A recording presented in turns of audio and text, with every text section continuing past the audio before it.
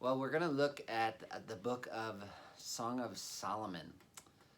And we've just been working our way through the Old Testament, and we've come to what some would call the greatest hermeneutical challenge in the Old Testament. It's a difficult book. Some have described it as the most obscure book. I don't know how they come up with all this because usually they say that about, they say that about a lot of different books, I think. But another person has described it as a lock for which the key has been lost. And I'm not sure if it's that difficult, fortunately, but it is difficult. And so we need to come to it humbly, for sure. I read about one man who had studied the book for something like 20 years. And he got his PhD, and he had written a thesis or dissertation on the book Song of Solomon. And he said, after all that, he just wanted 10 more years to study it so that he could understand it better. So I don't feel too badly, and you shouldn't feel too badly if it's difficult for you. But to help you benefit from the book, I thought we could walk through some basic principles for understanding it and look at some of the primary lessons we can take away from it. In this video, the basic principles for understanding it. In the next, some basic lessons that we can take away from it. But, I've looked at so many different things to help me prepare for sharing with you about Song of Solomon that I can't always remember where I got everything from. And these basic principles for understanding Song of Solomon are definitely not something that I came up with, but that I've found very helpful as I've approached this book. And the first thing that we can say about the book, which I think is helpful, is that it is a song. There's a reason it's called the Song of Solomon.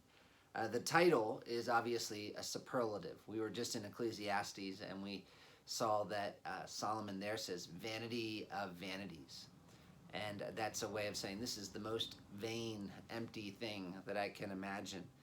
And Song of Songs is a superlative like that. It's like saying this is the song out of all songs. Or you could say this is the greatest song that has ever been written. Now, what is a song? A song is poetry set to music. Or you could say poetry that was meant to be sung. And so when we say Song of Songs is a song, it doesn't sound very controversial at first, but it actually kind of is, because there are a number of different perspectives people have on what's happening in this book. In fact, one of the more typical ways to read Song of Songs is not as a song, but instead as a drama. So sometimes people will say, read this book a little more like it's a play. And so some people would say it's a story about two characters, basically, Solomon and this woman, and about how they fell in love and then they got married and what happened after that. And you'll see that sometimes throughout this story there are other characters, these daughters of Jerusalem, who interrupt the story, and they kind of form a chorus. Here you have this woman who's captured the heart of the king, and the story moves, as one explains, from their initial meeting and expressions of love to marriage. The relationship is then troubled after marriage, but at the end their bond is deep and committed. Thus the song has a unified plot that recounts the purifying love shared by Solomon and the woman. It narrates Solomon's move away from the wickedness of polygamy to monogamy and the simple love of a country girl, which sounds great, but it's not quite that simple. One thing someone has said is that if you read one book describing the story of Song of Solomon, you'll be impressed. But if you read 100 books describing the story, you'll be depressed. The danger, as another person has put it, is that almost anything can be read into this book if you're determined enough. For example, some people don't see two characters here, but three. Let me quote again. Defenders of a three-character approach detect a love triangle in the song. Solomon and the Shulamite are still main characters, but no longer is the woman thought to be in love with Solomon. Rather, she's in love with a simple country boy, often referred to as a shepherd. Solomon, the brazen apostate and polygamist, has insensitively and lustfully abducted the Shulamite in order to add her to his harem. She is devoted and pure, however, and retains her ardent love for the shepherd. As you can tell, I think, the biggest problem I see to take in the dramatic approach to Song of Solomon is that it's too difficult reading this book to actually see a very clear story coming out. I mean, if you can't figure out how many characters are in the book, then it's hard to see it as a play, if you know what I mean. There's really no clear storyline in the book, and even seeing a progression in the book is a little difficult. Some people would say that the story goes from a courtship to a wedding, but if you read the book, there are parts before the section on marriage that sure sound like they're married, and there are even parts after the section on marriage that sound more like they're courting. So let me give you one example. Most people would see a wedding in chapter 3, verse 6 through chapter 5, verse 1. Even in my Bible, I can see the sort of heading is Solomon arrives for the wedding. But before the wedding scene, you have in chapter 1, verse 2, let him kiss me with the kisses of his mouth, for your love is better than wine. Verse 13 of chapter 1, my beloved is to me a sachet of myrrh that lies between my breasts. Chapter 2, verses 4 through 6, he brought me to the banqueting house, and his banner over me was love. Sustain me with raisins, refresh me with apples, for I'm sick with love. His left hand is under my head, and his right hand embraces me. Chapter 3, verse 4, scarcely had I passed them when I found him whom my soul loves. I held him and would not let go until I brought him into my mother's house and into the chamber of her who conceived me. That's before the section on marriage, and it sure sounds like a section where people are married. Anyway, the point is, instead of reading this book as if it were a play where there's just this clear progression and there are these clear characters, I think it's better to see it as a song. And maybe even better than that, as a collection of songs that have been brought together to teach us something about love. I think there are some links between the songs, and perhaps in their final form, they were meant to be sung all together. So when we say it's a collection of songs, it doesn't mean there isn't an order, there isn't a unity. In fact, one author suggests as you read through these songs, there's 7 cycles of songs, chapter 1, verse 2 through chapter 2, verse 7, chapter 2, verse 8 through 17, 3, 1 through 5, 3, 6 through 5, 1, 5, 2 through 7, 11, 7, 11 through 8, 4, 8, 5 through 14, 7 cycles, 4 themes: separation, desire, obstacle, union, transition. So there's a order to these songs, but it's not the same thing as a play. It is a group of songs that are intended to be sung. In fact, one particular view that could be, I think is likely, is that this was a song you might sing at a wedding. And you can imagine it with 3 voices: a female voice, a male voice, and a chorus. So like in chapter 1, verses 2 through 4, at a wedding, you might imagine a lady singing these verses. And then there's a group of ladies who come in and sing chapter 1, verse 4, the second half. And then eventually down in verse 8, a man comes out. One way this helps me is it enables me to understand better why the lady seems so different throughout the book. As one scholar explains, viewing Song of Songs as a collection of several sets of individual love poems provides a better explanation for several features that seem to defy explanation in the chronological narrative approach. First, the maiden in one poem doesn't always seem to be the same as the maiden in other poems. In one poem, she's a country maiden working in a family vineyard, but victimized by angry brothers. In another poem, she's a country maiden who owns her own vineyard. And yet in another poem, she's a pre-adolescent whose brothers love her. In one poem, it appears that she hails from the village of Shunem, in Galilee. But in another poem, it sounds as if she had been wooed from the region of Mount Hermon. While she's a country maiden in one poem, she's a prince's daughter in another. The royal entourage escorting Solomon's bride to her groom approaches Jerusalem from the Negev in the south, suggesting perhaps that she's none other than the daughter of Pharaoh, whom Solomon is reported to have especially loved. While each poem within this collection celebrates the love between one man and one woman, there's no need to assume that the same couple is always in view in every poem. Just as the collections of ancient Egyptian love poetry contain poems describing the love relationship between a variety of individual couples, so the Hebrew Song of Songs may contain individual poems about several different couples. The actual identity of each individual man and woman is obscured poetically because the main point of each love poem is not who is the man and who is the woman, but rather to idealize romantic love between a man and a woman. And that also helps me understand Solomon's role in this book. It's a song of Solomon. And that's kind of funny to put it that way, to say a song of Solomon, and I'm just kind of trying to say question mark, because you can see in the very first verse, it says, the Song of Songs, which is Solomon's. And traditionally, no doubt, this book has been attributed to Solomon. But you could actually translate that word of in several different ways. So you could say it's the Song of Songs belonging to Solomon, or you could say it's the Song of Songs written by Solomon, or you could say it's a Song of Songs dedicated to Solomon. Of is kind of an elastic little preposition. It just means that it definitely has something to do with Solomon.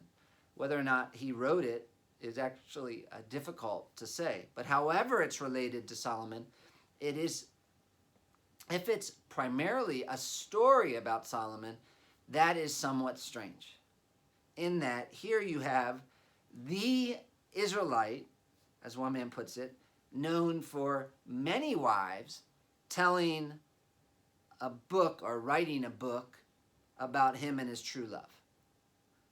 It's possible that's what's happening here, and it's possible you can find an explanation for it, but I think it makes more sense to say that Solomon brought these songs together, perhaps even some think as an act of repentance in his old age, saying, don't emulate me, but emulate them. Whether that's accurate or not, certainly these poems are intended to be wisdom. It's part of the wisdom literature. And so what you have here is wisdom like Proverbs, wisdom like Ecclesiastes. You have a wisdom that's just kind of basic wisdom for life in Proverbs. You have wisdom on the meaning of life in Ecclesiastes. You have the need for revelation, you need for a greater wisdom in the book of Job. And then you have wisdom on love in the Song of Songs. This is a song or a group of songs that are supposed to help you understand how to love well. So it's a song of Solomon, question mark, about human love. Now again, that's actually kind of controversial historically. It's not so controversial anymore.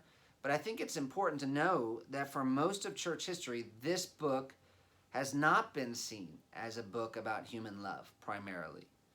Reading it, I think you will say, how is that possible that they missed this? But for a long time, this book wasn't read that way, but instead was read allegorically. It was seen as an allegory.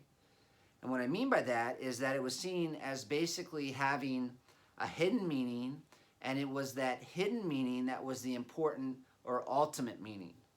So Jewish scholars, one man explains, saw it as an allegory of love between Yahweh and Israel, while Christian theologians argued that the book was messianic and praised the love between Christ and the church. One author gives an illustration of how Jewish people interpreted the song. The lover is Yahweh and the beloved is the nation of Israel. The song is then interpreted as a history of redemption. Israel's history is characterized by Israel's love for Yahweh and desire to be in Yahweh's presence. However, this desire is marred by Israel's sin against God. So, for example, chapter 1, verses 2 through 4 Read from an allegorical perspective, this passage is interpreted as a reference to the Exodus. God takes Israel away from Egypt and into God's own chambers, that is, the Promised Land.